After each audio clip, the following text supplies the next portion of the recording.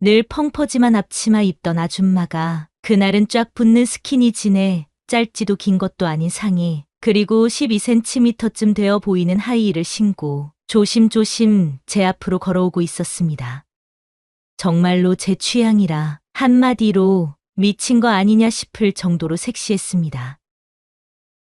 오늘 준비한 사연은 한바집 식당에 일을 하러 갔던 남자가 거기서 만남 아줌마와 일어난 이야기입니다.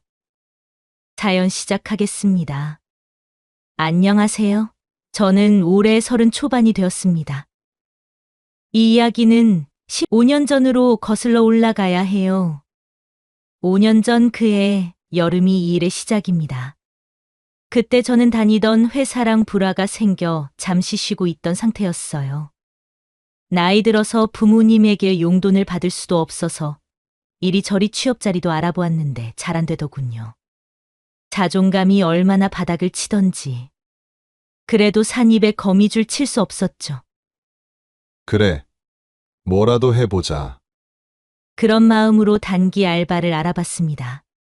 처음엔 아는 형 소개로 건설 현장 일용직, 일명 노가다라는 걸 나가게 됐어요. 하루 종일 먼지 날리고 무거운 자재 나르며 허리 휘고 거기다 말도 안 통하는 외국 인부들 정말 감당이 안 되었어요.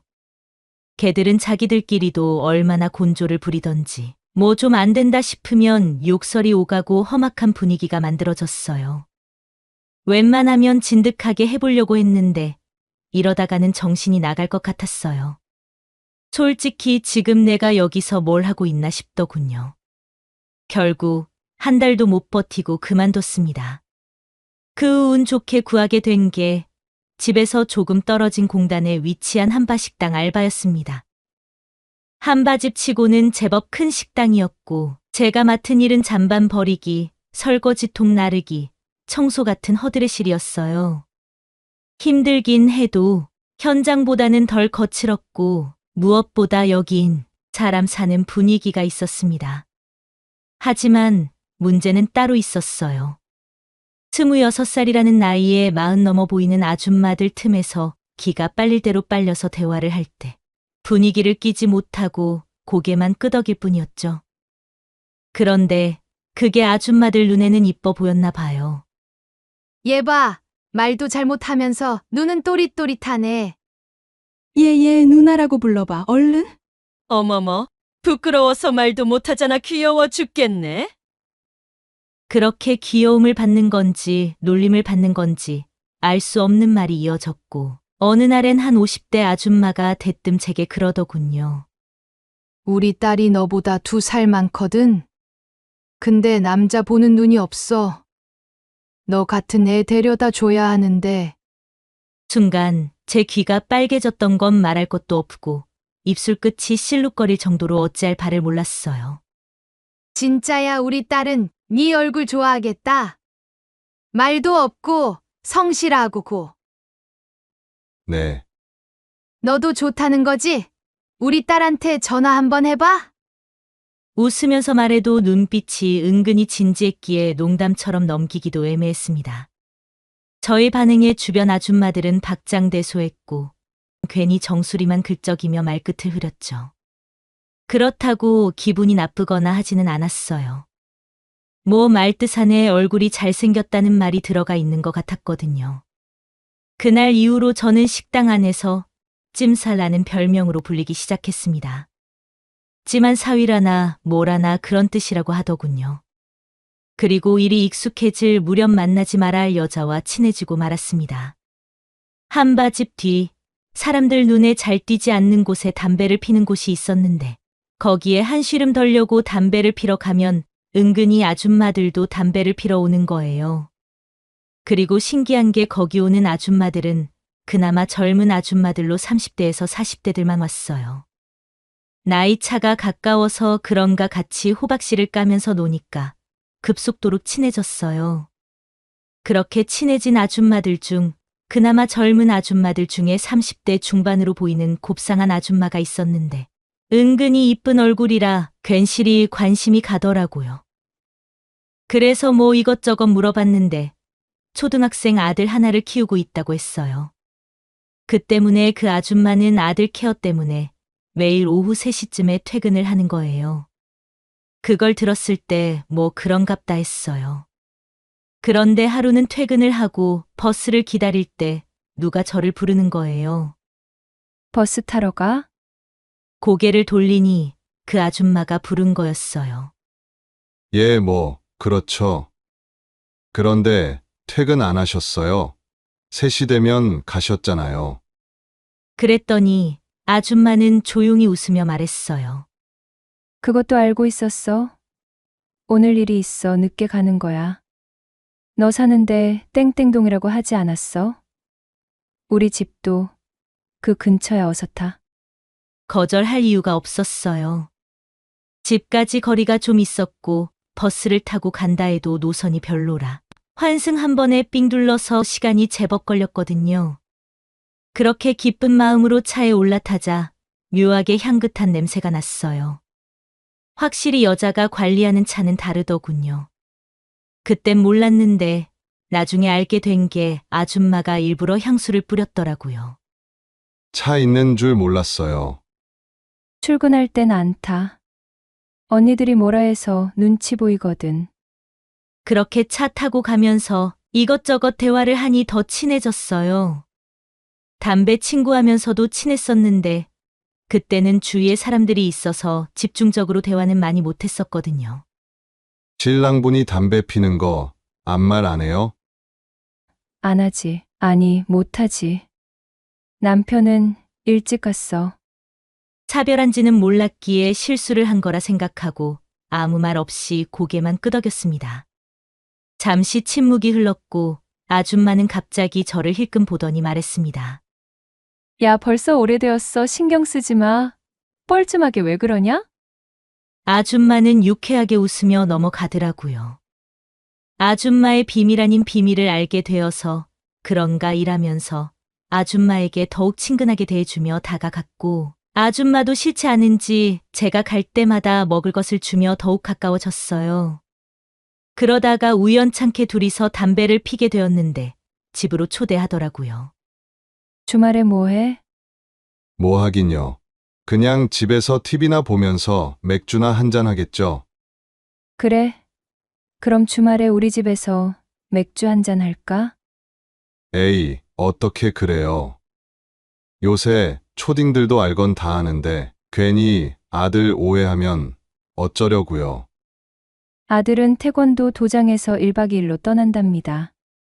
혼자 할 것도 없고 간만에 해방되었는데 뭐라도 해야지. 약속한 날이 되자 오전부터 괜히 긴장했어요. 그냥 맥주 한잔 하자는 건데 왜 이렇게 떨리지? 뭔가 필름 왔죠. 혈기가 왕성하다 못해 넘칠 때인데. 그래서 혹시 모르니까 평소보다 옷도 조금 신경 써 입고 샤워도 하고 머리도 말끔하게 정리했습니다. 아줌마가 태우러 온다고 해서 집 앞에 나가 미리 기다렸어요. 5분, 10분, 20분. 슬슬 기다리기가 지겨울 때쯤 작은 회색 차가 조용히 다가와 섰습니다. 운전석에서 내린 사람을 보고 전 진짜 숨이 멎는 줄 알았습니다. 평소 식당에서 보던 그 아줌마가 아니었죠. 머리는 평소의 질끈 묶은 머리가 아니라 가볍게 웨이브가 들어간 반묶음, 눈가는 진하게 아이라인을, 그리고 입술은 선명한 빨간색으로 물들어 있었습니다. 정말 풀 메이크업으로 영혼까지 끌어모아 힘을 주고 왔더라고요. 거기다 옷. 늘 펑퍼짐한 앞치마 입던 아줌마가 그날은 쫙 붙는 스키니진에 짧지도 긴 것도 아닌 상의, 그리고 12cm쯤 되어 보이는 하이힐을 신고 조심조심 제 앞으로 걸어오고 있었습니다. 정말로 제 취향이라 한마디로 미친 거 아니냐 싶을 정도로 섹시했습니다. 아무 말도 못하고 멍하니 보고 있으니 아줌마는 얼굴을 붉히며 살짝 웃었어요. 왜? 못 알아볼 뻔했어. 내가 좀 쩔긴 하지. 입술에 바른 립스틱이 너무 강렬해서 입만 봐도 어지러지라더군요. 아, 출근할 땐 이렇게 좀 오시지. 그랬더니 아줌마는 고개를 툭 돌리며 말했습니다. 야, 출근할 때 이러고 갔으면 언니들이 난리 나지. 바로 남자 생겼냐고 물어볼걸? 왜 너가 내 남자 해줄 거야? 그 말 듣고 저는 더 멍해졌습니다. 그날 뭔가 일이 생길 수도 있겠다는 확신 같은 게 왔거든요. 차에 타자 아줌마는 힐이 불편했는지 벗더니 살짝 한숨을 내쉬며 말했어요. 역시 힐은 오래 못 신겠다. 그 순간 제 눈은 자연스럽게 아줌마 발 쪽으로 시선이 향했습니다. 아줌마는 그걸 알기라도 하듯 발끝을 까딱이며 말했죠. 어제 페디큐어 새로 했는데 예뻐. 누가 봐줄 사람이 없으니까 아깝더라고. 그 말에 괜히 민망하여 창밖을 보며 시선을 피했습니다. 그렇게 집으로 가는 길 내내 혼자 혼이 빠져서 뭔 말을 나누고 있는지도 모를 정도였어요. 그런데 저랑 집이 근처라고 했는데 차를 타고 한참이나 가는 거예요.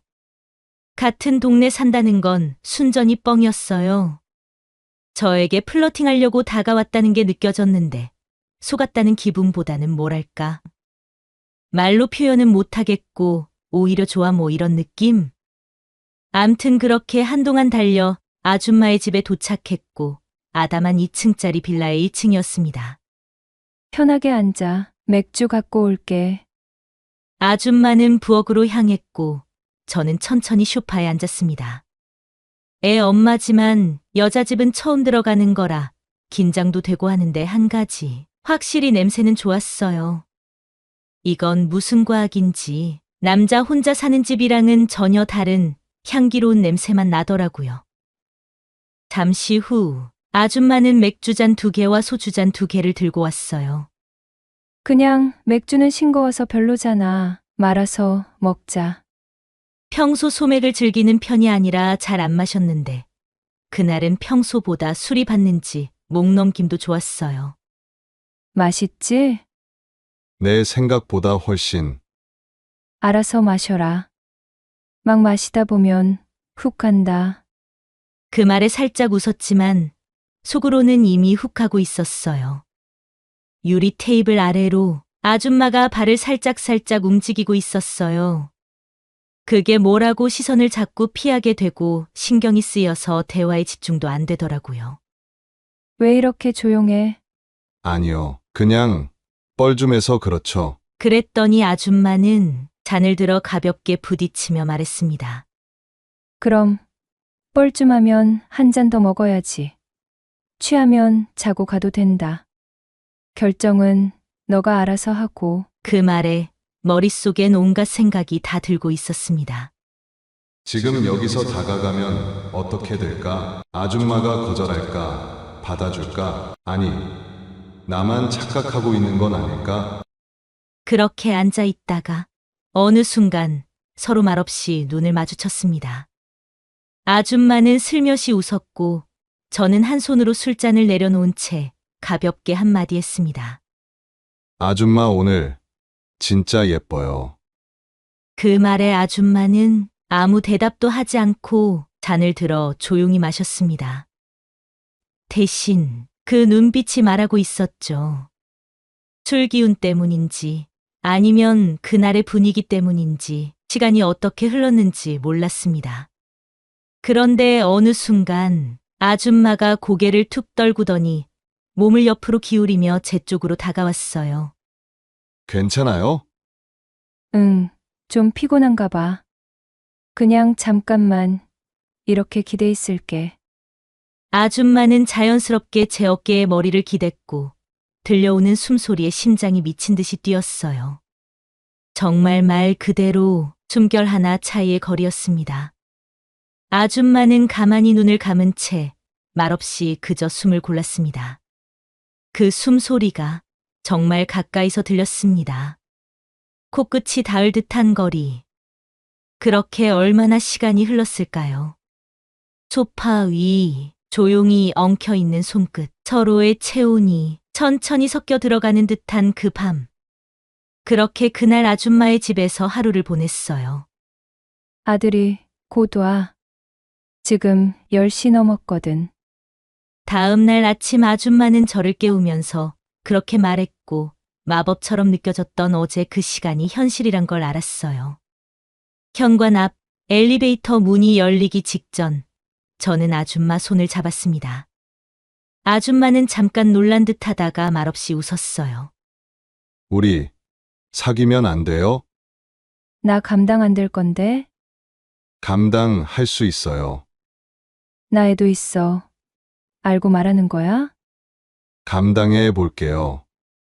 나중에 도망가면 죽는다. 네, 걱정 말아요. 그렇게 아줌마와의 연애를 시작했어요. 거의 매일을 같이 출근하고 같이 아줌마 집으로 갔어요. 나중에는 자취방도 빼서 아줌마랑 동거를 시작했고요. 초등학생 아이랑도 인사를 나누었어요. 솔직히 처음엔 어색했습니다. 괜히 내가 낄 자리가 아닌 것처럼 느껴지기도 했고요. 딱히 애교 부리거나 밝은 아이는 아니었지만 조용히 다가와 앉거나 슬쩍 웃어주는 그 모습이 참 뭐라고 해야 할지 차츰 정이 가더라고요. 그러다가 아이가 잠든 뒤 둘이 맥주 한 캔씩 마시고 있었는데 아줌마가 물었어요. 너 계속 이렇게 지내도 괜찮아? 무슨 뜻인지 몰라서 되물었습니다. 어떻게 지내는 거요? 지금처럼. 그냥 들렀다 가고 아이랑도 애매하게 지내고 이게 계속 이어져도 돼? 전 잠깐 생각하다가 말했습니다. 아니요, 계속 이럴 순 없죠. 아줌마는 제 대답이 실망스러웠는지 고개를 떨궜어요. 계속 이렇게 애매하게 사는 건 나도 싫어요. 우리 그냥 결혼해요. 그녀가 저를 바라봤습니다. 진심이야. 초혼인데 애 딸린 아줌마랑 가능하겠어? 가능만 하겠어요. 앞으로 둘 다 감당을 넘어 행복하게 만들 자신도 있는데요. 그렇게 우린 혼인신고를 했습니다. 예식도 없었고 신혼여행도 없었습니다. 서류에 도장만 찍었어요. 본가에서 난리가 나서 결혼식 참석 안 하시겠다고 했고 우린 돈도 많은 편이 아니었기에 결혼식은 나중에 조용히 하기로 했습니다. 그런데 아내가 혼인신고가 결혼식이니 신고하는 날짜를 꼭 점집에 가서 잡자는 거예요. 자기야, 나 부탁이 있는데 무슨 부탁? 우리 혼인 신고하는 날짜 내가 다니는 점집 있는데 거기 가서 좋은 날 좀 받아오자. 솔직히 좀 당황스럽기도 했고요. 그걸 꼭 점집에서 잡아야 해? 그럼 인생에서 제일 중요한 날이잖아. 괜히 아무 날에 했다가 안 좋은 기운 타면 어쩌려고? 살면서 점집에 한 번도 가보지 않아서 쓸데없는데 돈 쓴다고 생각하다가 아내가 저렇게 말하는데 굳이 반대할 필요도 없다고 생각했어요. 그렇게 해서 혼인신고하는 날짜를 잡아서 신고를 했고 몇 해는 신혼을 즐기며 잘 살았습니다. 아이도 점점 커갔고 한바집 일도 늘 하던 대로 그냥저냥 이어졌습니다. 크게 벌진 못했지만 맞벌이라 가정 꾸려가는데 부족하진 않았어요. 하지만 한바 식당이 문을 갑자기 닫아버렸고 순식간에 둘 다 백수가 되어버렸죠. 처음엔 벙찌기도 하고 뭘 해야 하나 감도 못 잡아서 그냥 며칠 그냥 쉬었어요. 그런데 딱 2주쯤 지나니까 생활비가 무섭게 나갔습니다. 아이 학원비며 관리비, 식비까지 하나둘 빠져나가는 통장 잔고를 보는데 마음이 답답했습니다. 그때 아줌마가 장사를 하자고 하더군요. 우리 그냥 치킨집 하나 해볼까? 치킨집? 응. 나도 닭 손질 해봤고 대충 해도 먹고 살 순 있지 않겠어? 말이 쉬워 치킨집이지 누구나 다 덤벼보는 치킨집을 한다는 게 어디 말처럼 쉽겠어요. 처음에는 정말 망설였는데 잔고가 계속 비어가니까 선택할 수 있는 게 없어서 결국 시작했어요. 조그만 상가 하나 알아봤고 중고 튀김기, 냉장고, 튀김통 하나하나 발품 팔아서 구했습니다. 가게를 연 지 한 달 정도 됐을 때까지는 사람들도 꽤 들어왔어요. 오픈 행사도 하고 초반엔 아는 지인들이 팔아준다고 몇만 원씩 사가고 그랬죠. 그런데 그게 딱 한 달이더라고요. 슬슬 주문이 줄기 시작했고 배달 앱에 등록하니 수수료가 만만치 않았습니다. 손님 하나 받을 때마다 1,500원씩 빠져나가고 리뷰 이벤트니 뭐니 하다 보니 남는 게 없었어요. 정말 자영업자 빨대 꼽고 피 빨아먹는데 우라통이 터질 지경이었죠. 그러니 부부관계가 어떻게 되겠어요. 돈은 안 되지. 그렇다고 몸이 편한 것도 아니고 날이 갈수록 짜증만 많아지더라고요. 그래도 얼마라도 남길 생각에. 당분간 치즈 스틱이랑 감자튀김은 빼는 게 어때? 그러자 아내는 한숨을 쉬었어요. 줄일 생각만 하지 말고 어떻게든 손님 끌어올 생각을 해야지. 홀 서빙은 내가 하는데 그럼 손님들 욕하는 거 내가 다 받아 먹을까? 생각이 있는 거야? 생각 좀 하고 살자. 제발 생각 좀 하고 살아. 머리는 폼으로 달고 살지 말고. 뭐라고? 이게 말이면 단 줄 아나? 왜 치려고? 어디 쳐봐. 매일을 이런 식으로 말다툼하는 경우가 생겨났고 아주 사소한 거에도 서로 짜증을 냈어요. 그때는 서로 너무 답답했거든요. 그래서 그런지 아내가 하루는 나 내일 점집 좀 다녀올게. 점집, 무당 말하는 거야? 그래, 하도 답답해니까 한번 물어나 보고 오려고. 처음엔 그냥 웃고 말았습니다. 그런다고 뭐가 달라지겠어. 그 사람들 말 다 믿으면 끝도 없다던데. 아, 몰라. 그냥 답답하니까 그냥 갔다 올게. 그렇게 아내는 결혼 전 다니던 점집에 점을 보러 갔고 한 번 다녀온 걸로 끝나는 줄 알았는데 그 이후로도 2번, 3번. 날이 갈수록 자주 드나들기 시작했어요. 한마디 하려다가 괜히 건드렸다가 말다툼이나 할 것 같아 그냥 놔두었어요. 아내가 점집을 다닌 후 말다툼의 횟수가 현저히 줄어들어 마음이 편한 점도 있었어요. 하도 싸우다 보니 싸우는 것 자체가 지긋지긋했거든요. 그러다가 아내가 치킨집 말고 다른 일을 하자고 하는 거예요. 나 다른 일 좀 해보려고. 무슨 일? 내가 다니는 점집 있잖아. 거기 무당이 우리 둘이 같이 장사하면 무조건 망한다고 하더라. 기운이 상극이라서 같이 있으면 물어뜯고 싸우기만 한다고. 순간 어이가 없어서 뭐라 말이 안 나왔습니다. 그게 말이야? 기운 그딴 게 어디 있는데? 그리고 다른 일을 한다고?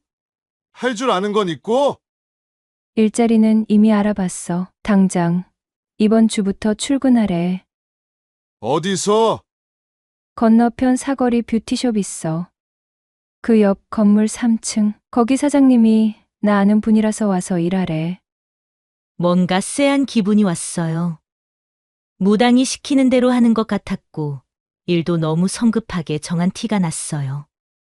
갑자기 그렇게 말하면 치킨집은 어쩌고? 치킨집은 어차피 안 되잖아. 괜히 시간 낭비하지 말자. 어차피 여기 돈도 안 되는데 내가 한 푼이라도 더 벌어오면 자기도 더 좋잖아. 그렇게 말하니 틀린 말도 아니었어요. 뭐 어쩌겠어요. 능력이 없으니 더 이상 할 말도 없어서 그냥 알았다고 했어요. 그래도 거짓말은 아니었는지 일은 하는 것 같더라고요. 일은 할 만해? 뭐? 할만해. 몸은 좀 피곤한데 그래도 사람 만나는 게 낫더라. 딱 그 정도만 말하고 어떤 일을 하는지 물어보면 짜증을 내면서 말을 돌렸어요. 그리고 얼마 버는지도 말을 안 해주더라고요. 뭐 그런 것까지 캐묻냐 할 수 있지만 아내가 갑자기 아이 학원을 2군데나 더 등록했고 애 옷을 메이커만 해서 엄청나게 샀어요. 거기에 집에는 보지도 못했던 피부 마사지 기계며 안마기 들이더군요. 그뿐만이 아니었습니다. 아내는 점점 집에 늦게 오는 거예요. 오늘 야근이래. 내일은 교육이 있어서 아침 일찍 나가야 돼. 아는 언니 생일이라 잠깐 들렀다 올게. 한 1년쯤 일을 하고는 외박도 하기 시작했어요. 처음에는 연락은 해주었는데 그 다음부터는 문자로. 하루는 아예 아무 말도 없이 이틀 만에 집에 들어왔습니다. 아내는 아무렇지 않은 얼굴로 들어서더니 쇼핑백 하나를 제 앞에 턱 내밀었습니다. 이거 당신 거야. 뭔데? 지갑. 전에 보니까 다 해졌더라. 꺼내 보니 누가 봐도 명품 로고가 박힌 지갑이었어요. 100만 원은 남짓한 물건. 이것도 이래서 산 거야? 응. 요즘 일 좀 잘 돼서 그래.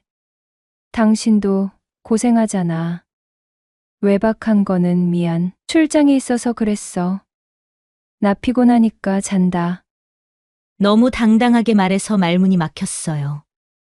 그렇게 하고 며칠 뒤에 또 외박을 했는데 이번엔 두툼한 현금 봉투까지 내밀었습니다. 이건 또 뭐야? 예전에 도와줬던 데서 수고비 나온 거야. 뭐, 큰 돈은 아니고 당신 쓰고 싶은데 쓰라고? 그 순간 진짜 확 올라오더군요. 뭔 헛소리야, 지금? 당신 지금 뭐 하는 사람이야? 왜 그래, 당신. 왜 그러긴 뭘 왜 그래? 이 돈 어디서 난 건지 정확히 말해봐! 지갑도 그렇고, 이딴 거 던져주면서 지금 뭘 무마하려는 거야? 아, 진짜! 돈 갖다 줘도 난리야! 다른 집 같으면 마누라가 돈 벌어오면 고맙다고 한다던데 진짜 이럴까야?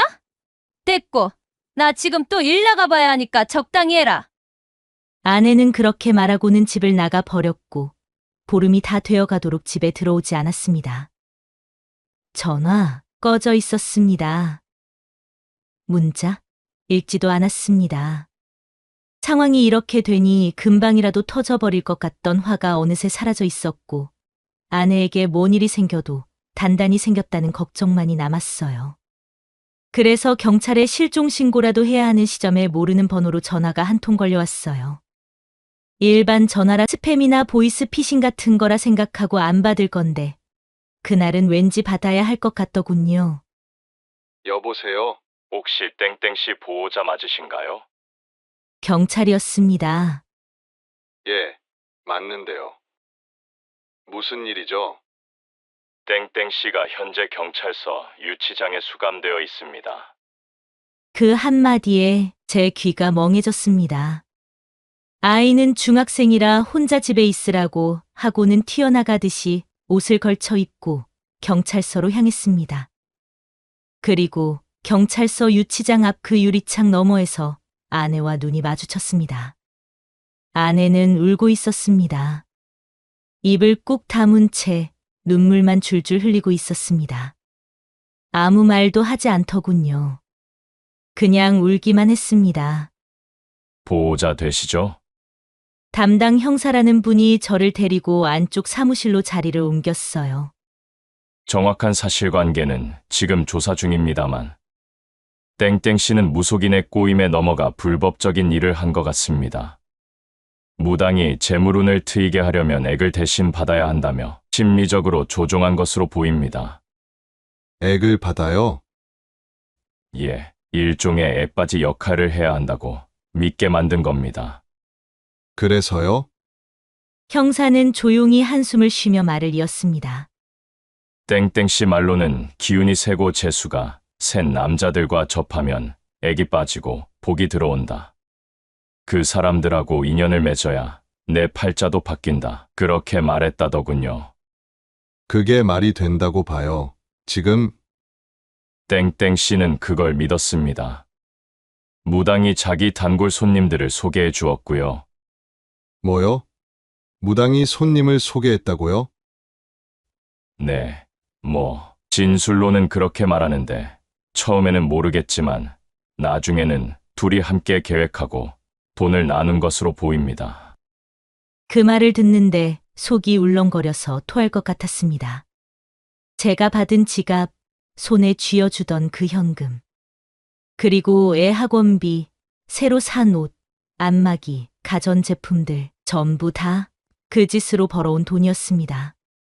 설명을 다 듣고 나서 집에 어떻게 돌아왔는지 기억조차 나질 않습니다. 정말로 정신이 멍해졌고 현관 비밀번호를 누를 때 손이 떨렸는지도 기억이 없습니다. 지금 그 사람은 구치소에 있습니다.